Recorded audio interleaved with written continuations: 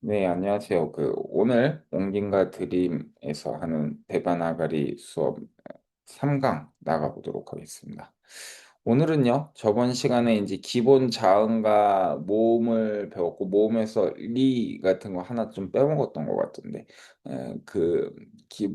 고놈들을 합칠 때 어떤 소리가 나는지를 이어서 배우고, 그 전에 또 이제, 저도 사실 이 처음부터 말씀드렸지만 제가 산스크리트어는 이제 여기 석사 과정에서 새로 배우고 있고 제가 근본적으로 그렇게 좀 뭔가 종교적이나 신학적인 사람이 아니기 때문에 사실 불교나 아니면 뭐 그런 마음 챙김이나 명상이나 요쪽 요가나 요쪽을 뭐 다 그냥 그 찍먹 정도만 살짝살짝만 그 주변에 그런 걸 열심히 하는 분들이 있어서 해봤지 잘 모릅니다. 그래서 가르치다 보면 그 데바나갈이나 산스크리트어를 배우다 보면 근데 어쩔 수 없이 이게 이 산스크리트어가 연결돼 있는 게 인도 철학 중에 하나인 그러니까 요가라든지 뭐 아니면 이제 불교라든지 이런 쪽이 제일 주로 연결이 되기 때문에 그쪽 관련한 이제 문화적 콘텍스트들을 저도 이제 공부를 하면서 이제 전달을 같이 하면서 알아가고 있거든요. 그래서 오늘은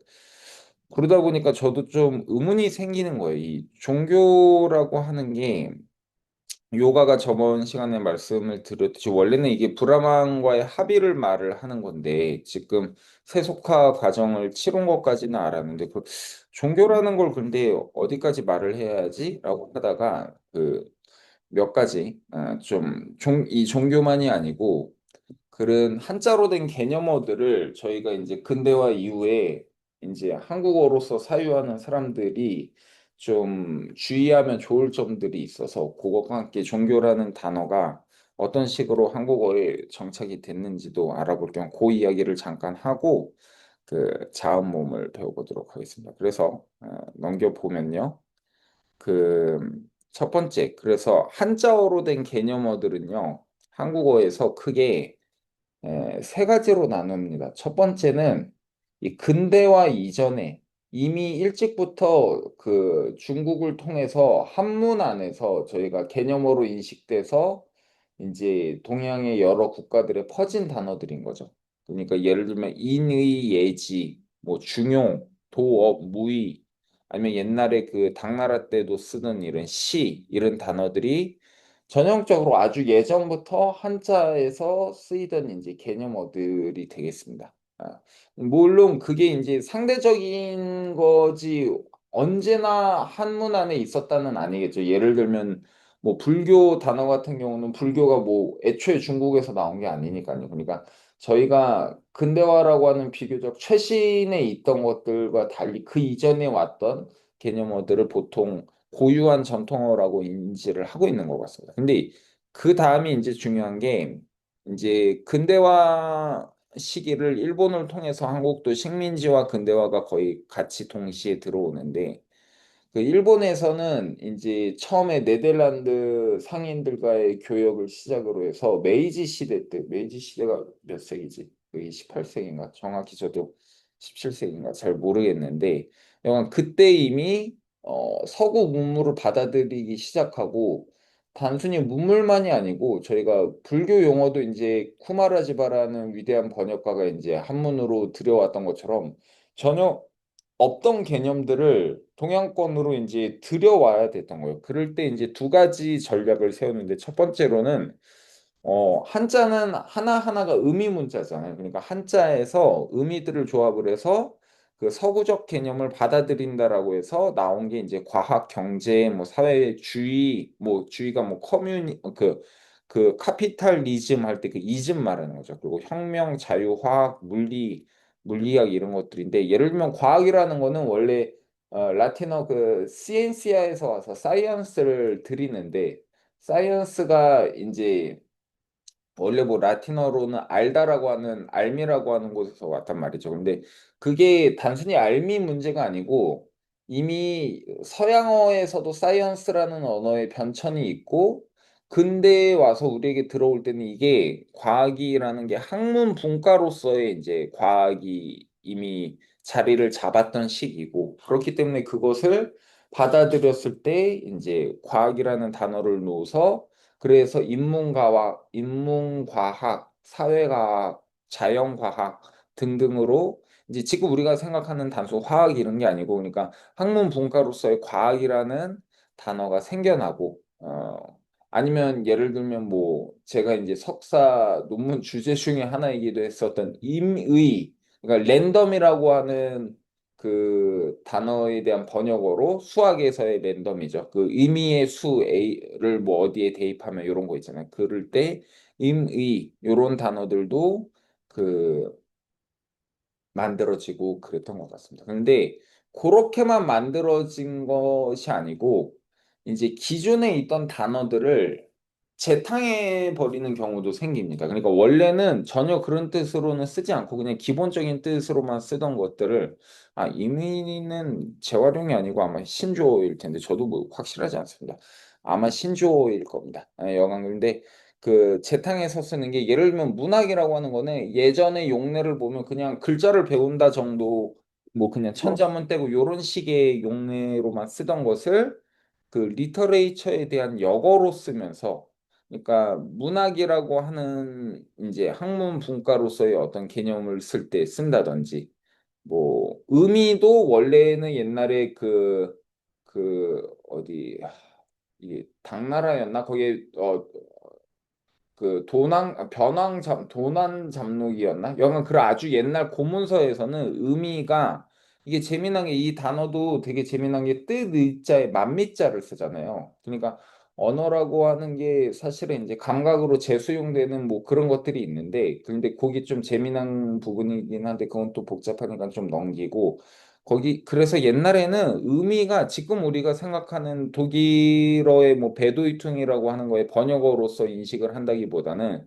뭐 취미랑 거의 유의어로 썼습니다. 그때는 막 지금처럼 전문적인 어떤 단어로 쓰던 게 아닌 거죠. 그런데 그런 것들을 재활용해서 어떤 근대 서구 개념에 대한 어떤 거울상으로서 이제 쓰기 시작한다라는 거죠.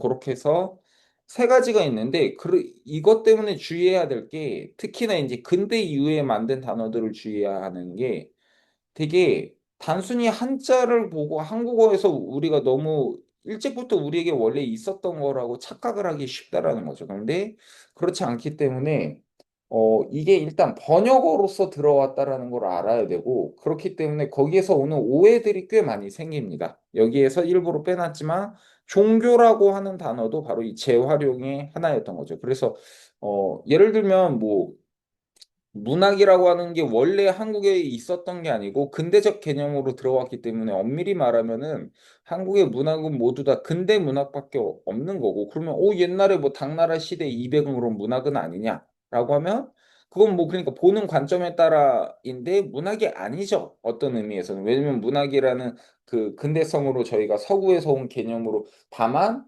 그거를 다시 봤을 때 서구적 개념에서 봤을 때 얘를 문학이라는 범주에 다시 이제 들여놓을 수 있겠구나라고 해서 저희가 한국에서 말하는 고전 문학이라고 하는 거는 옛날부터 문학이라는 이름으로 불리던 게 아니고 나중에 다시 이것을 학문 분과로 서구를 따라서 만들 때 그래 시도 이 동양에서 보면 문학이라고 할 수 있겠지. 뭐 일본의 겐지모노가타리도 뭐 고전 문학이라고 할 수 있겠지. 이렇게 해서 다시 들여놓는 방식으로 돼서 그래서 옛날에 그 동국대 아주 유명한 스스로 걸어다니는 뭐 조선의 국보라고 자칭하던 타칭도 좀 들었던 것 같기도 한 양주동 씨라고 그 고전 문학에선 제일 중요한 사람 중 하나가 있거든요. 그 한문을 뭐 한국에서 뭐 대한민국에서 제일 잘하는 사람이었다라고 할 정도로 유명한 분이 있는데 그분이 문학을 이제 우리도 가끔 가다가 뭐 유튜브에서 똑똑한 척 하는 분들이나 보면 막 어디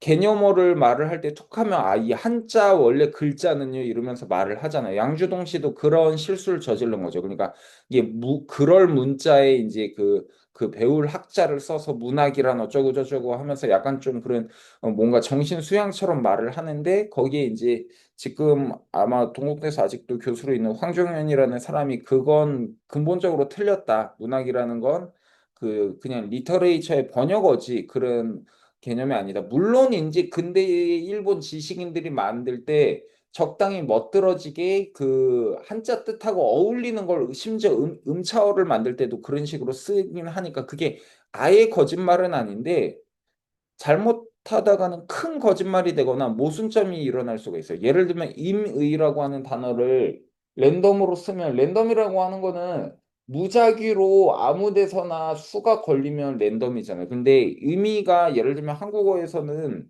이거를 이렇게 단어를 만들다 보니까 그 뒤에 또 다른 뜻이 덮여져서 예를 들면 임의의 뜻이 두 가지로 나뉘거든요. 하나는 임의의 수라고 하면 랜덤에 대한 번역어인데 예를 들면 임의 행동을 하지 말아라 라고 했을 때 임의는 맡길 임자의 뜻 이자로 해서 그냥 네 멋대로 네 뜻대로 그렇게 아무 행동이나 하지 말아라 라고 하는 게 어떻게 그 의미가 랜덤이 되지? 이게 좀 신기한 어떤 지점들이 발생하는 거예요. 근데 그것도 생각을 해보면은 수학적인 어떤 하나의 메커니즘 안에서 공식 펑션 안에서 임의의 수라고 하면은 그때는 랜덤이 돼도 되고 내가 원하는 내 뜻대로 아무 수나 집어 넣어도 같은 그 공식에 의해서 같은 값이 도출된다. 라는 걸 말을 할 때 이제 썼기 때문에 그럴 경우에는 임의가 뜻이 뭘로 쓰든 상관이 없죠. 그런데 그게 이제 점점 한자의 뜻으로 쓰다 보면은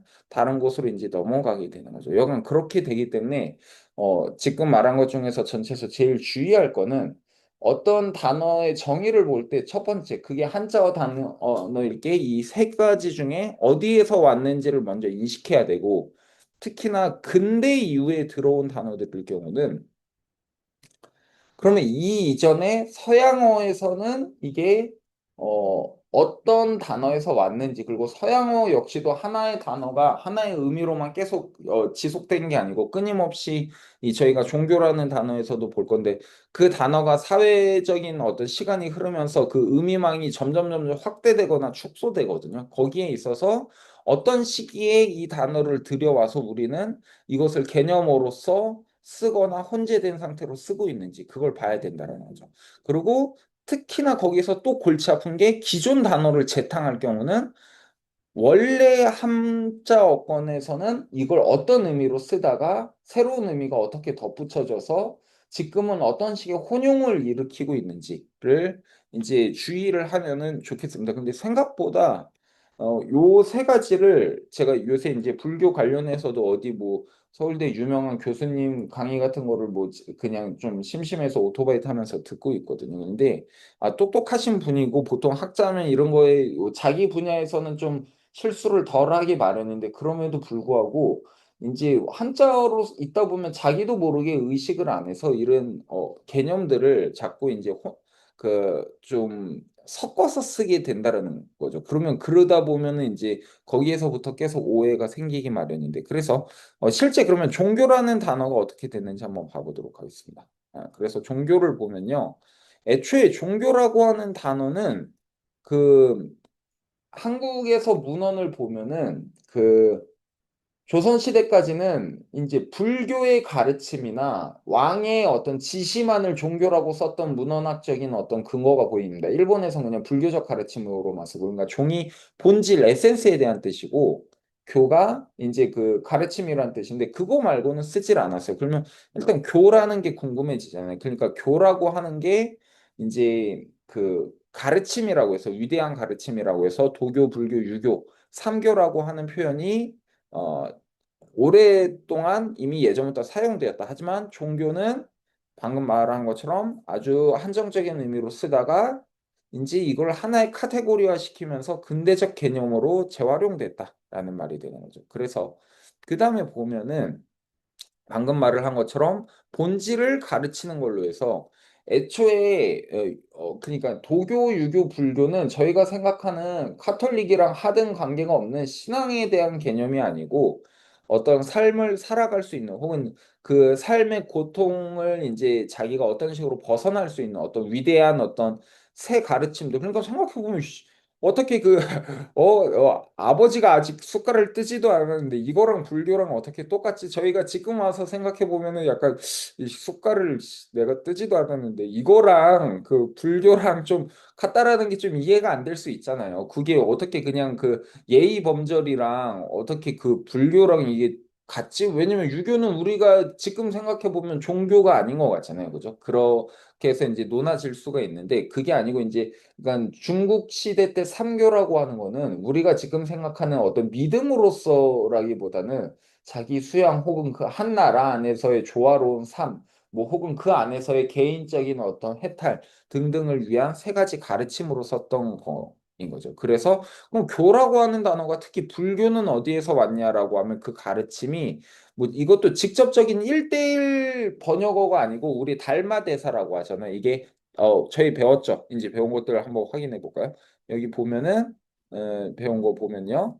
여기 타라고 하는 단어죠. 타 얘는 마, 타마 하면은 다마로 눈깔 깬다 하면은 그 다마는 일본어로 구슬 이런 건데 다마가 아니고 요게 바로 다르. 한국어로 치면 받침 같은 건데 알 발음이 올라가면 이렇게 쓰는 겁니다. 그러니까 다르마, 다르마 하면은 이게 우리가 말하는 달마대사라고 하는 게 이제 법, 가르침, 도리라고 하는 게 이제 의인화를 하면은 이제 소림 72종의 무공을 해서 무협지에서 이제 드디어 그 건곤 대나이 같은 걸 쓰는 달마대사가 이제 생길 수는 있지만 그게 그러니까 끊임없이 이제 의미망에서 새로운 것들이 붙는 거죠. 그게 아니고 이 닮아라는 거와 비슷한 류의 뜻들을 이제 한문어권에서는 크게 교라고 얘기를 했었다.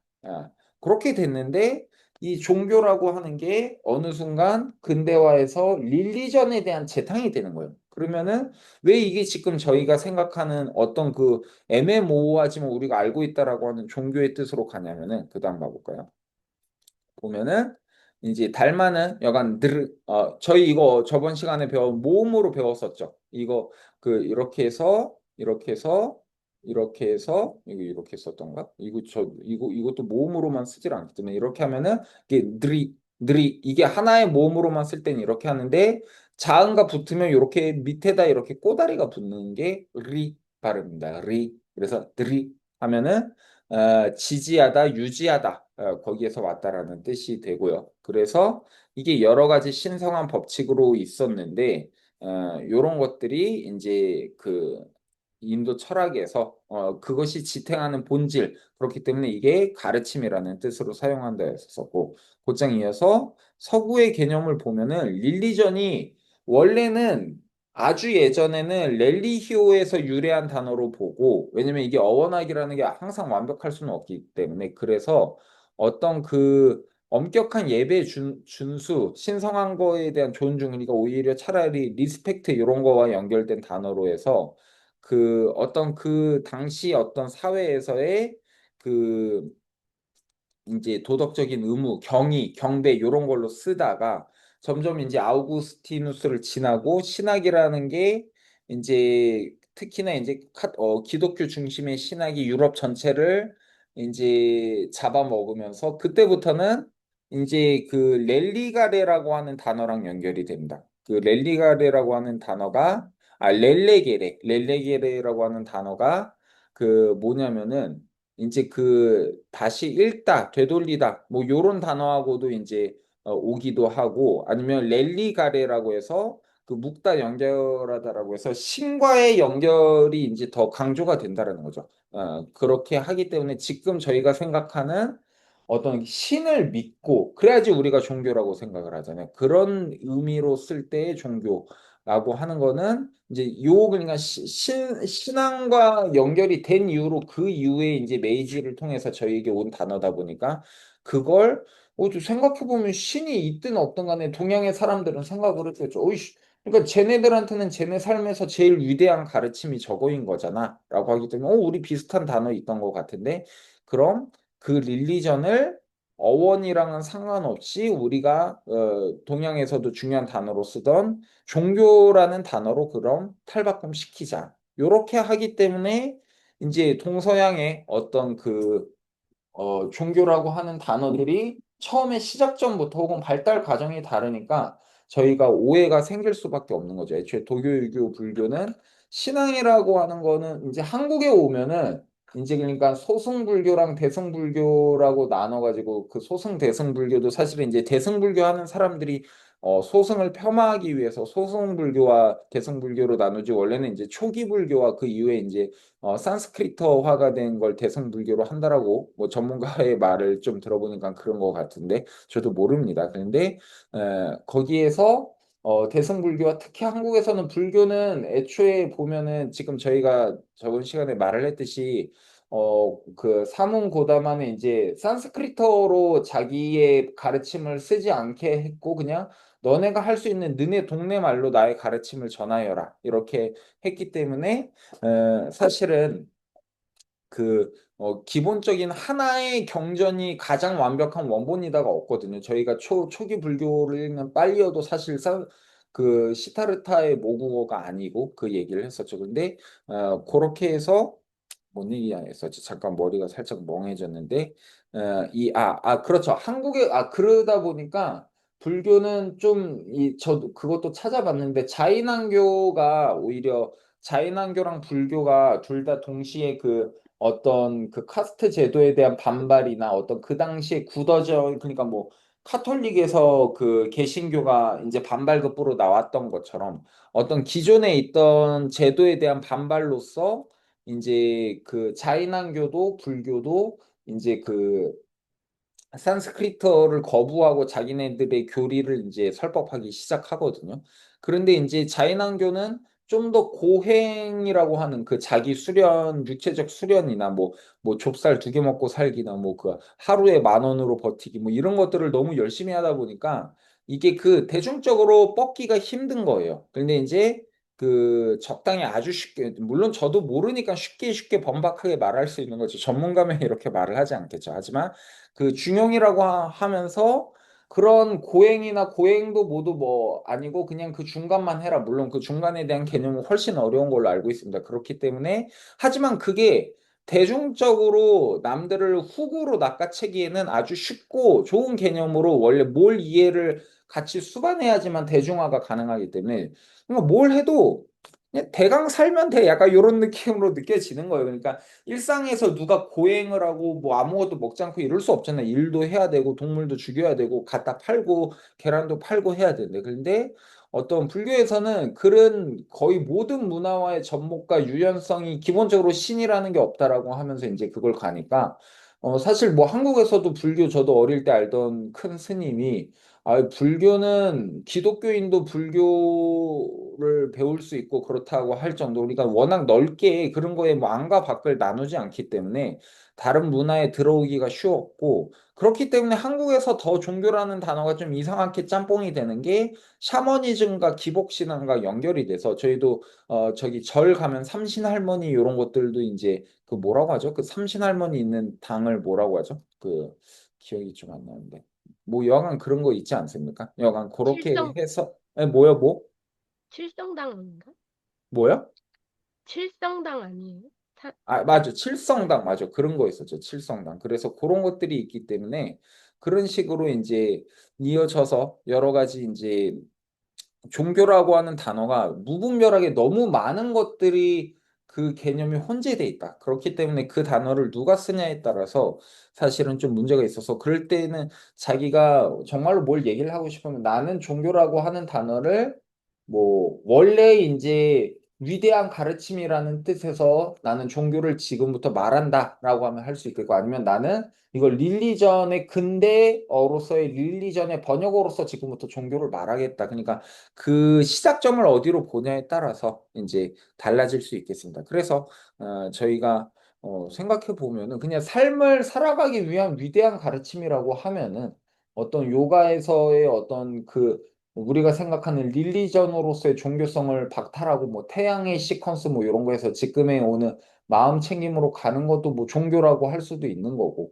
뭐 특히 이제 불교도 사실은 서구에서 보면은 이제 정말로 불교를 신자라기보다 서구는 한국은 이제 우리 할머니들이 보통 이제 불교 신자가 많은데 서구에서는 지금 제일 힙한 저희 이 산스크리터 배우는 제 친구인 둠베르토라고 하는 애도 엄청 힙한 친구인데 그런 친구들이 이제 불교 신자라고 얘기를 하거든요. 그러니까 그 친구들에게는 좀 더 그러니까 요가의 좀 더 하드코어 버전 같은 느낌으로 이제 삶의 어떤 그 본질을 깨닫는 어떤 가르침 요런 느낌으로서 이제 불교가 다시 재생산되고 있고 특히 요새처럼 100세 시대에는 앞으로도 아마도 그 불교적 가르침이라는 게 상당히 한국만이 아니고 많은 나라에서 좀 호응을 얻지 않을까 그런 생각을 하게 되었습니다. 여간 그렇게 해서 종교, 릴리전이라고 하는 단어가 어떻게 왔는지, 그리고 한자 개념어들을 우리가 쓸 때 단순히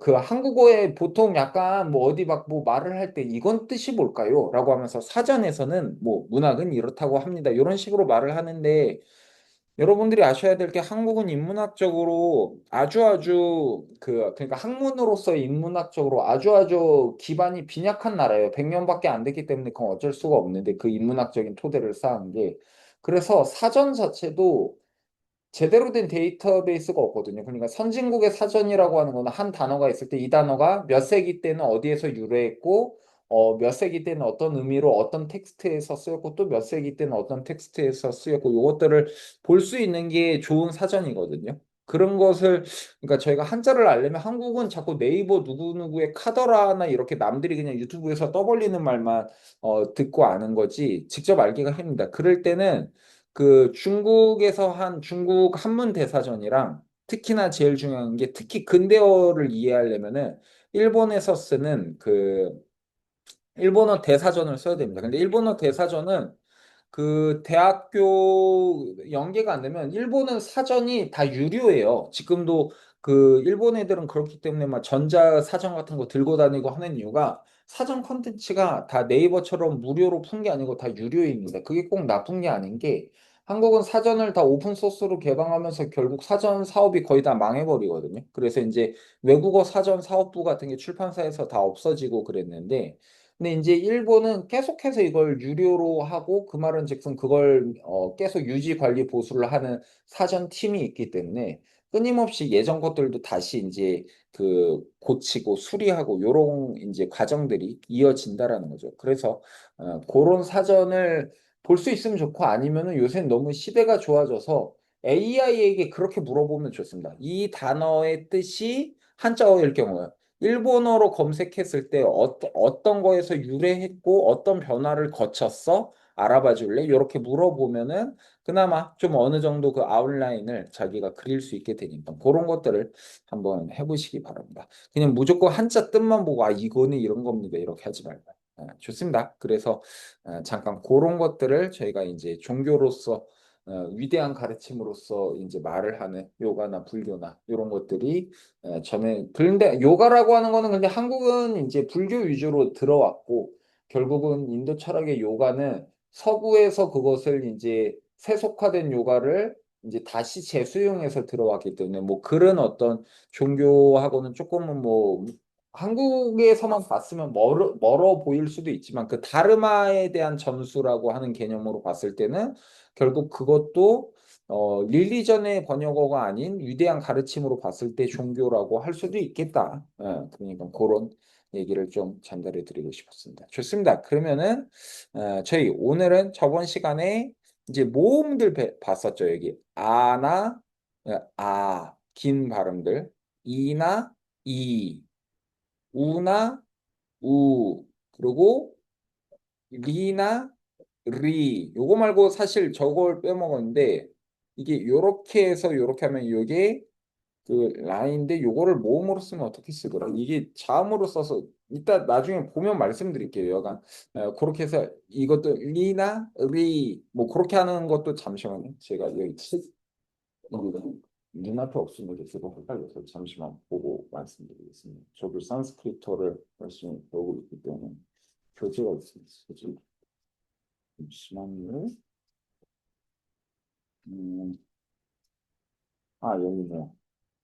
리는 맞아. 그 하나밖에 없어요. 리는 기본적으로 장모음이 없고 요거가 이제 리 요렇게 이제 쓰는 이제 그 모음입니다. 요것도 하나 어디다 적어주면 좋겠습니다. 이게 그러니까 딴 거랑 붙이면 이게 어차피 라가 되면서 이게 요렇게 써야 될 겁니다. 요거 없나?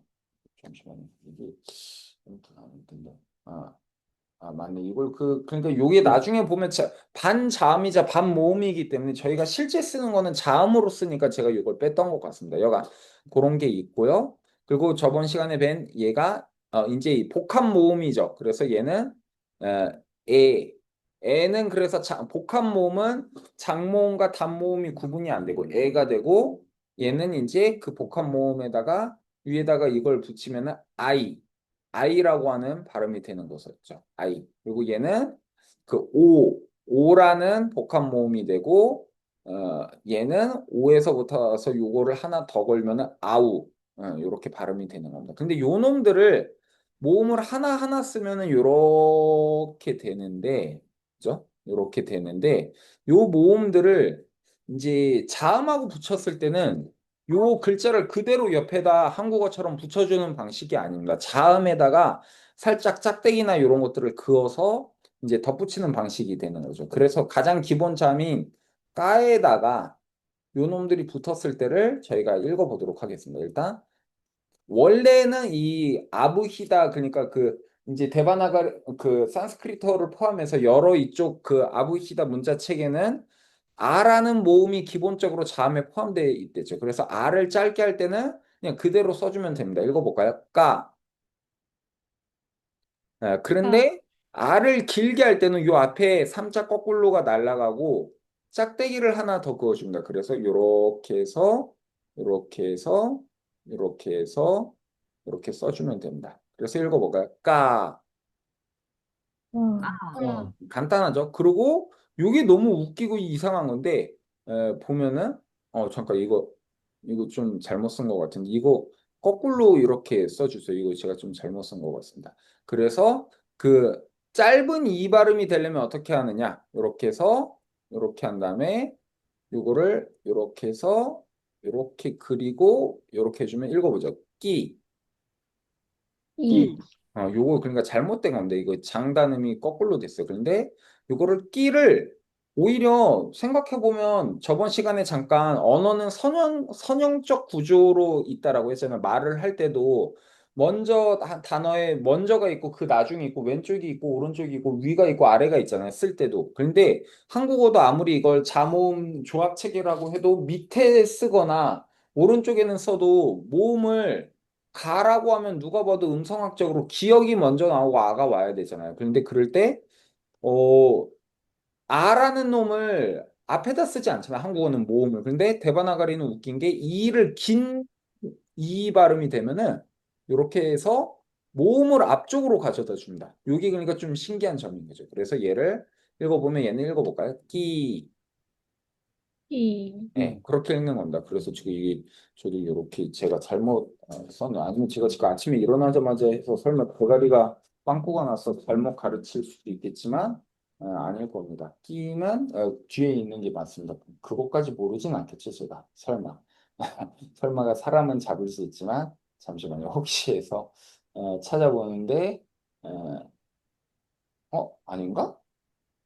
이걸 왜 이렇게 잘못 썼지? 잠시만요. 제가 지금 하다 보니까 순간 머리 안에서 너무 이제 헷갈렸는데 이게 맞을 텐데 잠시만요. 제가 말씀드렸지만 저도 이게 배우면서 좀 하는 거라 가끔 좀 틀릴 때가 있는데 이게 교재를 제가 옛날에 잘못 쓴 게 아니에요. 잠시만 확인만 해보고 가겠습니다. 네, 맞아요. 아니구나. 네, 지금 순간 제가 좀 잘못 이해를 했습니다. 끼가 죄송해요. 지금 헛소리를 했어요. 다시 지워볼까요? 아무것도 없던 것처럼 이제 그 NG 찍고 다시 가면 좋겠지만 제가 편집이라는 걸 귀찮아서 안 하기 때문에 그냥 이 틀렸던 것도 그대로 쓰고 다시 그냥 보면 되는 거죠. 여간 이렇게 해서 보면은 제가 지금 잘못 말을 했습니다. 왜 이렇게 머리에 갑자기 들어왔지? 얘가 짧고 그러니까 짧은 거를 할 때는 이가 이렇게 앞으로 빠진다. 그리고 뒤로 할 때 이렇게 빠진다. 그래서 얘가 끼고 얘가 끼 이렇게 가는 겁니다. 그래서 요거를 이렇게 따로 모음을 오히려 텍스트 보다 보면 까먹어요. 자주 안 쓰기 때문에. 그런데 이렇게 된다. 그래서 끼. 그리고 이거 우도 삼자 거꾸로 이렇게 쓰면 우가 되고 여기 요거 하면 그 이렇게 길게 됐잖아요. 얘네들은 이렇게 쓰는 게 아니고 요 꼬다리 얘만 이렇게 따와가지고 얘를 요렇게 해서 이렇게 좀 길게 구름처럼 이렇게 빠뜨리면은 그러니까 이렇게 되는 거죠. 읽어볼까요? 이렇게 해서 이렇게 해서 이렇게 구름처럼 이렇게 놓고 그 나뭇잎 마을 나루토 같은 거죠. 이렇게 하면 읽어보죠. 꾸. 응. 그렇게 되고 근데 요거를 이렇게 해서 요거를 이렇게 거꾸로 이렇게 하면은 긴 게 됩니다. 읽어볼까요? 꾸. 오. 오. 예, 그렇습니다. 여기는 이게 또 빠졌네요. 이렇게. 그리고 아까 이게 요것도 있잖아요. 요거는 요 놈만 갖고 오는 겁니다. 요 놈만. 그래서 여기 꾸에다가 여기에다가 이렇게 해서 이렇게 하면은 읽어볼까요? 그리. 이. 그리 하면은 이걸 모음으로 인식해요, 얘네들은. 그리라고 하면 나중에 자음화가 되는 경우도 많지만요. 그리 하면은 이게 크리에이터 할 때 그 만들다라는 단어의 그 어원이 될 수도 있겠죠. 그래서 그리 이렇게 되고 여기에다가 그 긴 놈을 요거를 하나 더 이렇게 달아줘. 그러면은 그리 이렇게 되는 겁니다. 이거 볼까요? 그리. 리. 네, 좋습니다. 그렇게 될 수 있겠습니다. 그 다음, 애는 원래 요거였었잖아요, 요거. 근데 요걸 대신해서 애는 어떻게 되느냐? 애가 되려면 요게 나중에 좀 가끔 보다 보면 원래 요게 자음 안에 들어가 있는 놈이 있고 그래서 좀 헷갈릴 수 있는데 어쩔 수 없습니다. 쓰다 보면 알아요. 요게 이제 까잖아요. 까의 중심선 위에다가 요걸 요렇게 달아주면 애가 됩니다. 그래서 읽어볼까요? 깨. 게. 깨가 되고요. 근데 얘는 장모음, 단모음은 없댔죠. 곡한 모음이어서. 그래서 여기에다가 꼬리를 하나 더 달아주면 깨랑 에 발음이 이랑 가깝거든요. 그래서 애가 아랑 또 붙어서 까이가 됩니다. 읽어볼까요? 까이. 응. 빠이. 까이 그렇게 되는 거죠. 그러면 그다음 이제 그 요 놈이 따로 요렇게 아에다가 여기 이렇게 있을까요? 요 놈이 아잖아요. 아만이 아니고 아에다가 요거를 하나 더 긴 아를 하나 더 덧대주고 애를 덧대준 게 결국은 이게 그 오가 됩니다. 오. 그래서 이 오라는 놈은 어떻게 바뀌냐라고 하면 이 곧장 이 까 위에다가 대주는 게 아니고 그래서 긴 놈을 하나 덧대고 그 위에 덜어주면 이게 오 발음이 됩니다. 그래서 읽어볼까요? 꼬. 오. 꼬꼬꼬 할 때 꼬가 됩니다. 그 까마귀는 까까하. 이게 산스크리트어로 까마귀예요. 그러니까 깍깍거리는 음성어에서 오는 거죠. 그 정도 저도 알고 있다는 거죠. 그 다음, 이제 여기 그 꼬에다가 오랑 우랑 같은 음가 쪽에서 오잖아요. 오에다가 그래서 하나 더 달아주면 이제 아우가 됩니다. 읽어볼까요? 까우. 싸우. 네, 그렇게 되는 게 기본. 이제 저희가 이제 앞으로 모든 자음들이 하나씩 결합되는 걸 보겠습니다. 그래서 다시 읽어볼까요? 까까, 아까. 아까 끼끼, 끼끼. 끼, 꾸꾸, 꾸. 꾸, 끼리끼리, 끼리. 그다음 깨까이. 깨까이. 잠시만요. 네, 그다음 꼬까우. 꼬까우. 네, 여기까지 혹시 질문 있으신 분 계신가요? 지금까지 한 것 중에?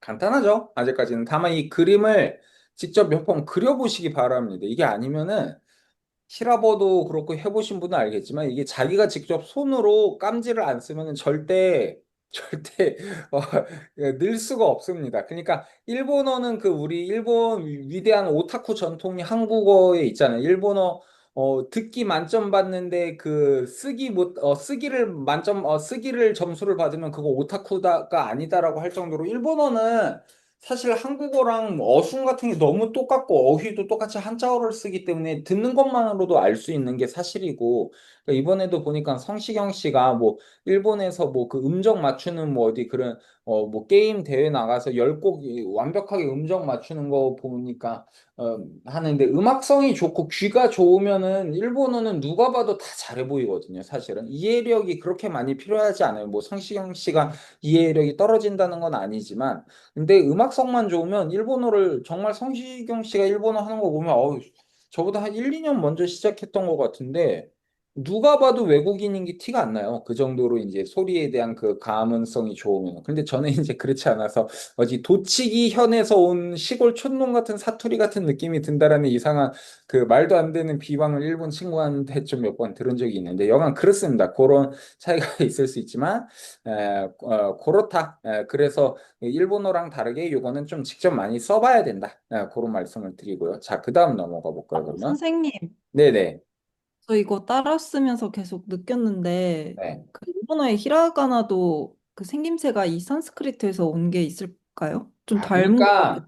그러니까 그런 어떤 뇌피셜로 찍어 누르는 이제 카더라 설이 사실 은근 많습니다. 심지어 한국어도 산스크리트에서 왔다는 데바나가리에서 왔다는 썰이 있어요. 썰이. 그러니까 그게 하나의 썰이 되는데 그게 이제 뭐 학문적으로 논증이 어디까지 되냐라고 하면은 일본어는 기본적으로 그냥 한자를 계속해서 더 간소화시키다가 이제 글자화가 된 걸로 우리 옛날에 그 뭐죠? 그 우리도 한자로 한글 읽기 전에 뭐 글자 비슷한 거 쓴 거 뭐라고 하죠? 그 있잖아요. 이드?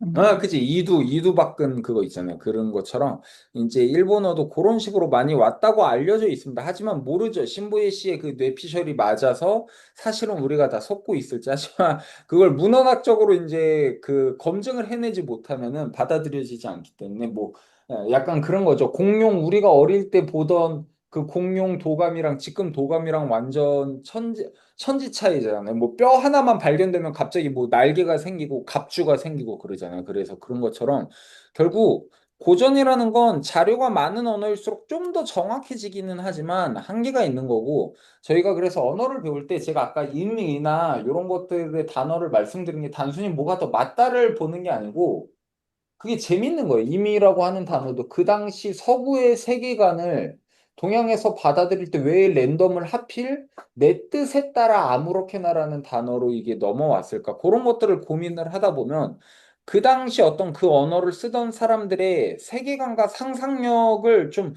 막연하게나마 감지가 가능하거든요. 그런 걸 하면서 언어라는 걸 이제 더듬어 볼 때 좀 약간 효과가 있고, 그리고 저는 이제 참고로 이제 제가 뭐 이러니 저러니 해도 이제 제가 지금 초등학교 1학년 때부터 그러니까 만 8살 때부터 지금까지 32년간을 학교에 돈만 내면서 할 일 없이 허송세월을 하고 있다가 이제 내년에 한국 가면은 저기 4월, 5월에 울산에 가서 이제 그 국가 그 비용으로 이제 오토바이 정비 학원에 들어가서 2달 동안 배워서 이제 드디어 38년간의 외유를 끝내고 훌륭한 블루칼라로 거듭나려고 좀 고민을 하고 있지만 여간 그거랑 달리 돈은 안 돼도 이제 그 문학 번역가라고 이제 거짓말을 좀 하고 다니는데 여간 그런 문학 번역이나 이런 걸 할 때도 시대가 다른 아니면 전혀 문화가 다른 언어나 이런 것들을 이해를 하려면은 단순히 사전에 있는 뜻이라든지 뭐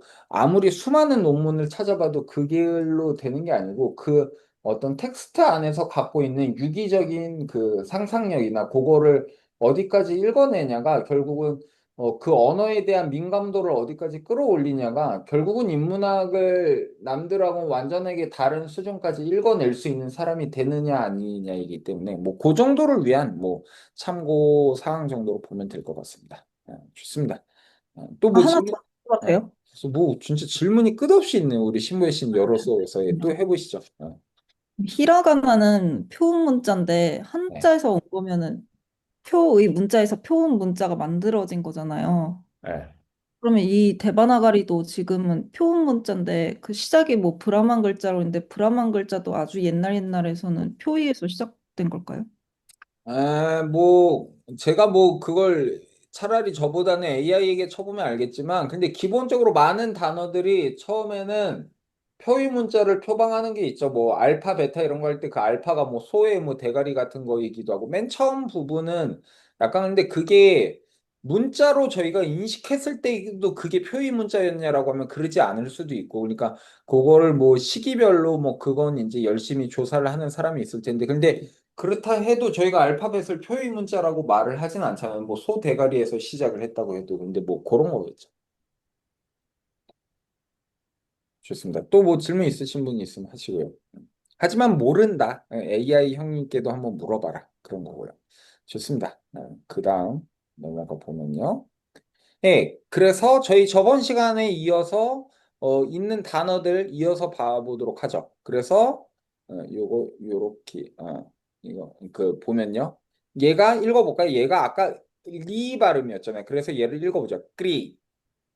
B, 끄리가 하다, 만들다, 창조하다라는 동사의 원형입니다. 그리고 마나가 이제 붙어서 이게 여기, 마는 여기 없는 건데 마가 보통 많이 붙거든요. 명사형으로. 그래서 읽어보죠. 끄리가 이게 앞으로 이게 뒤에 걸랑 붙으면서 이게 아예 알 자음화가 되고 그럴 때 얘는 그냥 까가 돼서 이렇게 뒤에 이거 요렇게 쓰는 거 말고 요렇게 쓰면 그러니까 이게 알 자음입니다. 그래서 읽어볼까요? 까르마. 까르마, 업보다 업이다 카르마가 많다 이런 말 하죠. 까르마 이렇게 되는 거고요. 그 요거 얘는 까였는데 이거 하면 긴 게 되겠죠. 까 얘는 라였었죠. 까라나 읽어볼까요? 까라나. 까라나, 요거는 좀 이게 끓이 다음에 이게 길게 어떻게 변화형이 돼서 까라나 하면은 그 만들어지는 맨 처음 만드는 것 무언가를 유발하는 것 해서 원인 근거라는 뜻이 될 수 있고요.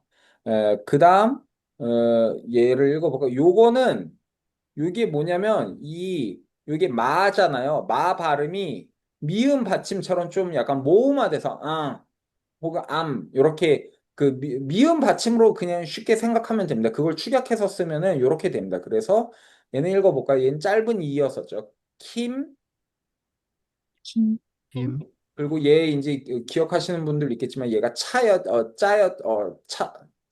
짜. 그러니까 김치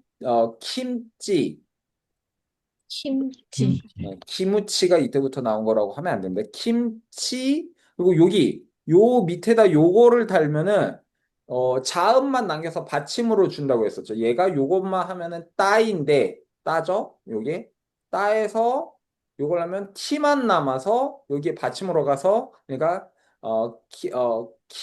그 이렇게 읽는 거죠. 김치 김치, 김치 하면은 뭐 이름도 뭔가 작은 느낌이 들죠. 찌찌에서 김치 하면은 약간 조금인데 왜냐면 이게 김 하면은 이게 그 왓 약간 이런 걸로 쓰는 거거든요. 그 의문사로 김 거기에다가 짓 하면 무언가 조금 그렇게 돼서 약간의 조금의 그런 뜻이 된다라는 겁니다. 물론 이거는 지금 단순 데바나가리가 아니고 산스크리트어일 때 이렇게 쓰는 거고요.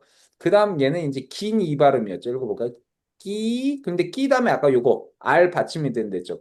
이게 그러니까 한국어랑 다르게 되게 골치 아파요. 이게 요렇게 하면 끼르가 되고 요게 따였었잖아요. 따에다가 앞에 그 이 짧은 이를 붙이니까 읽어볼까요? 끼르띠, 끼르, 끼르띠. 끼르띠, 그죠? 그렇게 되는 겁니다. 신기하죠?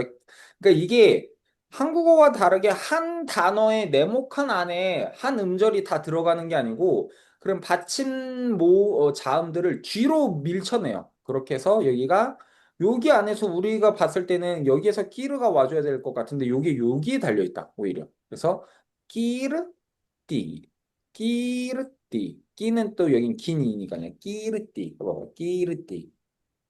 끼르띠, 명성, 영광, 이로 끝나는 이형 명사. 뭐 나중에 이런 거에 따라서 또 변화형이 거지같이 많기 때문에 뭐 그건 차차 보고요. 그래서 이게 끼르뜨가 노래하다, 칭송하다에서 와서 끼르띠 하면 그 노래의 대상, 명예, 영광 그런 게 되겠습니다. 그리고 얘는 아까 그리고 봤을 때 요거는 우고 요거는 우라고 했고 이거 말고 요거 끄리 요렇게 달리는 거 있죠. 이거 끄리 할 때 요것들이 처음에 헷갈릴 수 있습니다. 뭔가 그래서 얘는 리 발음이고 얘는 우입니다. 그래서 여기 보면 우가 되겠죠. 그래서 꾸 얘는 샤가 됐었죠. 꾸샬라. 으샬라. 라. 선, 덕 이런 뜻이 되는데 왜 그런가라고 하면 여기 꾸쉬 하면은 잘하다 라는 뜻이고 이제 알라가 그 형용사형의 그 어미 변화라고 해서 꾸샬라면 잘함, 능숙함 이런 뜻이 되는 거죠. 어빌리티 그런 뜻이 되겠죠. 여기는 긴 게 돼서 꾸 얘는 까르마였었잖아요. 까르마. 근데 얘는 꾸르마. 구르마 하면은 이게 신화로서의 그 원래 거북이는 아니고 신화의 그 동물은 거북이가 되겠습니다. 이렇게 해서 저희 까로 시작하는 놈들이 기본적인 모음들과 부딪히는 것들 봤습니다. 그 다음 또 넘어가 볼까요? 어, 여기 읽어보죠. 아까 크리라고 하는 게 만들다라고 했었죠. 그래서 읽어볼까요? 크리다. 있다. 우리 영어에서도 비슷한 거 크리에이처 비슷한 놈 보이죠? 크리따. 그래서 원래 산스크리tam이라고 하는 게 산이 좋은 완전한 이렇게 해서 잘 만들어진 것. 그게 산스크리트어를 산스크리tam이라고 하게 되는 겁니다. 크리따 이렇게 되는 거고요.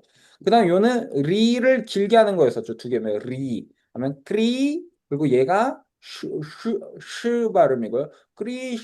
크리슈나에서 읽어볼까요? 크리슈나. 크리슈나.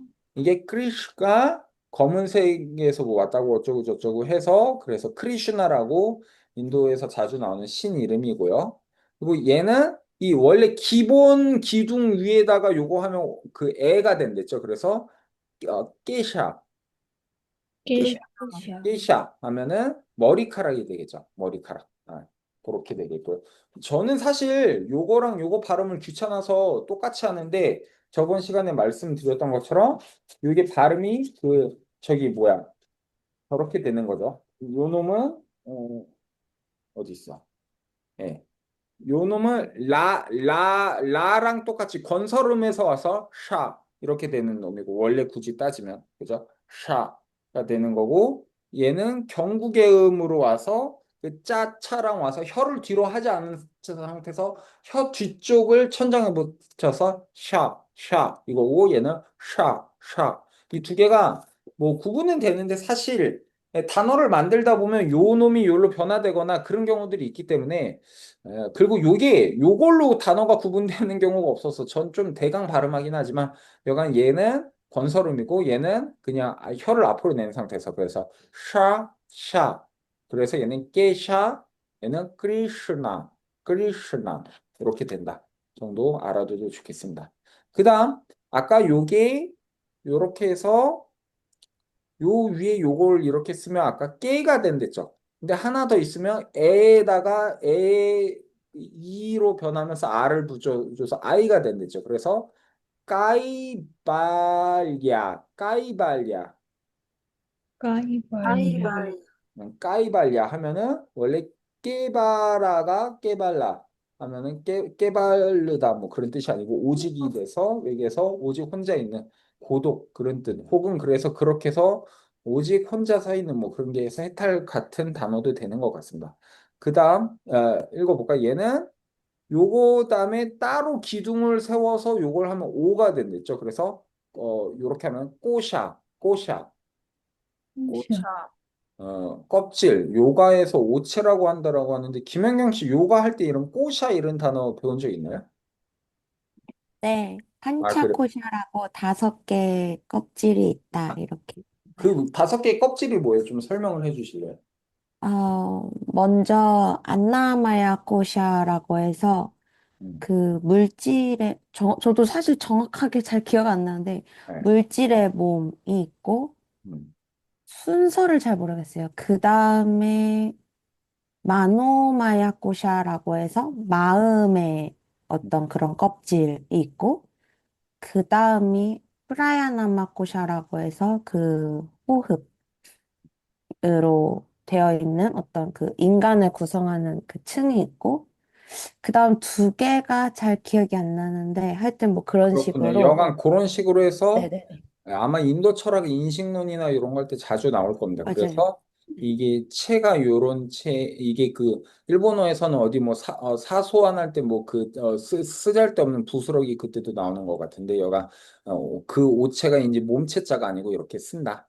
그렇게 하고요. 그다음 요렇게 해서 얘는 까인데 따로 기둥해서 요거 하면 오가 됐는데 하나 더 하면 오가 우랑 해서 아가 붙어서 까우가 됐죠. 그래서 까우샬라. 까우샬라. 꾸슈가 잘하다, 능숙하다 해서 알라가 붙어서 까우샬라면 능력, 손씨, 선업 이런 게 된다고 봤습니다. 네, 이렇게 해서 여러 단어들이 앞으로 모아지는 것들을 보겠습니다. 잠깐만요.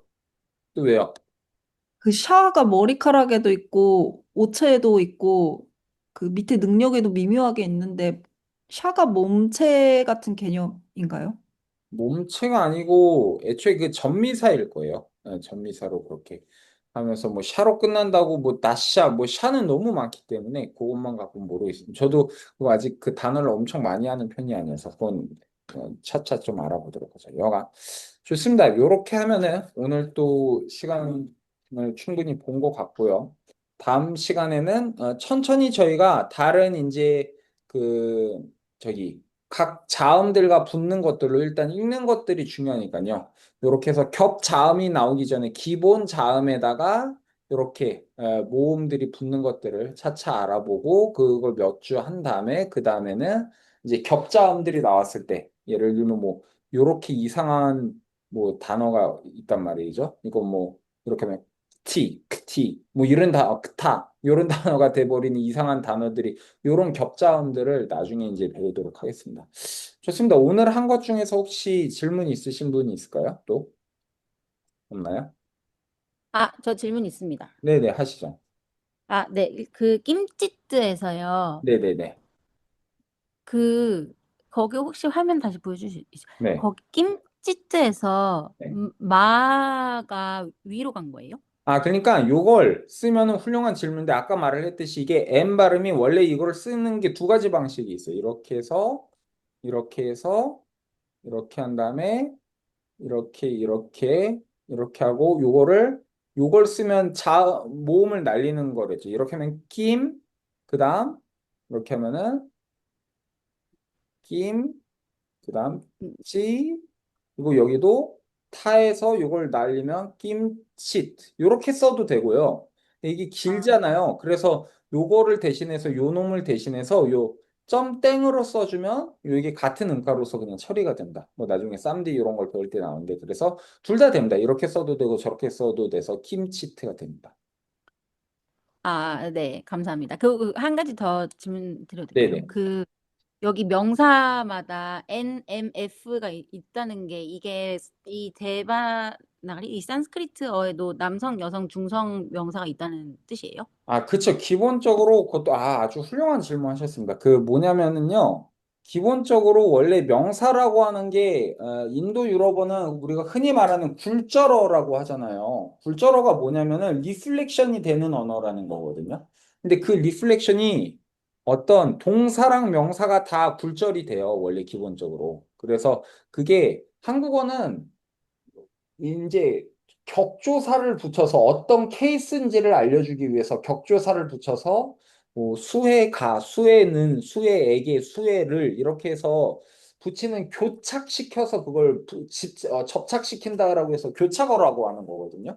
근데 음. 산스크리트어나 히라버나 라틴어는 아리스토텔레스는 아리스토텔레스에게 이런 거를 그 명사 자체 꼬다리가 바뀌어요. 아리스토텔레스, 아리스토텔리, 아리스토텔룸 이런 식으로 마구마구 아리스토텔레라로룸, 룸바라, 웅가라 뭐 이상한 것들 붙이거든요.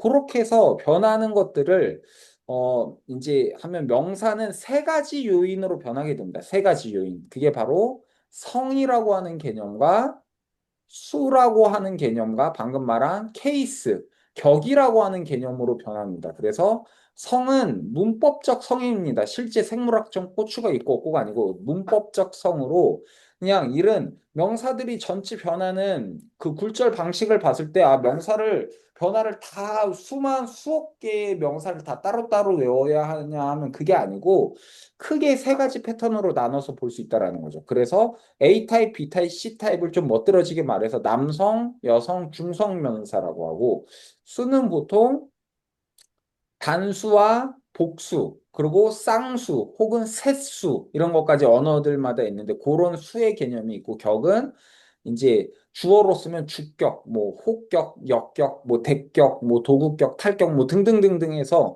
그런 게 요런 것들에 따라서 명사가 다 따로따로 굴절이 되는 거예요. 그렇기 때문에 명사의 굴절을 데클리나시온이라고 이제 말을 하는 건데, 그거 한국어는 그냥 그러니까 이게 한자에서부터 영향이 크니까 하나의 단어의 그냥 뜻이 중요하지 거기에 성수격이라는 개념을 넣어서 생각하지 않는데, 얘네들은 반대로 아무것도 안 써도 지금 이걸 그러니까 제가 쓴 거는 각 명사의 그 기본형, 그러니까 주어로 쓸 때 그러니까 기본적으로 단수의 주격으로만 기본적으로 다 써놓은 거거든요. 이게 다 변한다라는 거예요. 그 변화형을 다 외우고 저도 있지만 대가리가 터지고 있습니다. 외우기도 너무 쉽고 힘듭니다. 근데 그 정보들에 대한 이해가 없으면은 텍스트를 읽을 수가 없어요. 그래서 오히려 근데 그게 있으면 정말 어려운 언어냐라고 하냐면 오히려 이게 없는 상태로 그냥 관행으로 쓰는 게 사실은 나중 가서 보면 훨씬 힘들 수 있거든요. 그렇기 때문에 오히려 점점 더 그런 관행과 단순화가 된 현대어로 갈수록 인도 유럽어의 그 문법 체계들이 점점 간소화가 돼요. 오히려 고대어가 될수록 훨씬 더 정교하거든요. 그렇기 때문에 여기에서 여러분들이 알아야 될 게, 저희가 처음부터 말씀드렸지만 불교 텍스트나 이런 거는 처음에 글자로 전수되는 게 아니고 이제 구술 전승의 그 역사를 갖고 있잖아요. 그런데 그게 오히려 텍스트는 복제를 하면서 판본이 계속해서 갈리기 쉽고 그냥 그 텍스트에 의존하다 보니까 사기치기가 쉽거든요. 저희도 어디 절 같은 데 가보면 자꾸 이상한 역사를 막 끌어서 아무거나 점점 붙이잖아요. 뭐 여기 사리가 나오고 뭐 등등등등 하잖아요. 그게 전 세계적으로 나오는데, 근데 문제는 부처님 말씀을 부처님이 그냥 너네 나라 말로 전하거라라고 했으면, 그러면 정말 이게 말마다 아무렇게나 붙여져서 내용이 달라질까라고 하면 그러지 않다라는 거죠. 왜냐면 이런 고대 언어에 나름의 그 음악성과 코드를 만드는 거예요. 그래서 그 코드의 조합으로서 언어를 이제 왜냐면 외워야 되잖아요. 그래서 긴 놈을 외우면 그게 장아암경이 되는 거고, 뭐 그런 식으로 해서 긴 놈을 전문으로 외우는 놈이 있고 짧은 걸 전문으로 외우는 놈들이 있어서 그걸 몇 명한테 시켜서 전수를 하다 보니까 한 명이 자기 쪼에 안 맞는다고 바꿀 수가 없는 거예요. 그 코드 자체를. 그렇기 때문에 불교 경전은 제가 확인은 안 했지만 각 나라 경전의 내용이 그러니까 순서나 이런 것들은 뭘 쉽게 붙이냐에 따라서 좀 달라질 수는 있어도 그 불교 경전들을 여러 언어로 보면은 고대 언어들이 95% 이상 그 내용면에서 일치를 한다고 합니다. 그래서 그 정도로 오히려 구두 전승이기 때문에 더 정교함을 가질 수 있었던 이유도 이런 고대 언어들이 갖고 있는 문법적 그 정교함에서 한몫하지 않았나라는 생각을 하게 됩니다. 좋습니다. 또 궁금한 거 있으신 분 있나요? 네, 감사합니다. 좋습니다. 아니면 오늘은 여기까지 하고 제가 미리 만들어둔 교재도 여기까지니까 다음 시간에 좀 열심히 또 준비를 해오겠습니다. 그러면은 다음 시간에 이어서 이것저것 보고 글자 읽는 것도 따라 해보겠습니다. 그러면 오늘도 수고하셨고요. 일단 녹음을 끊겠습니다. 감사합니다.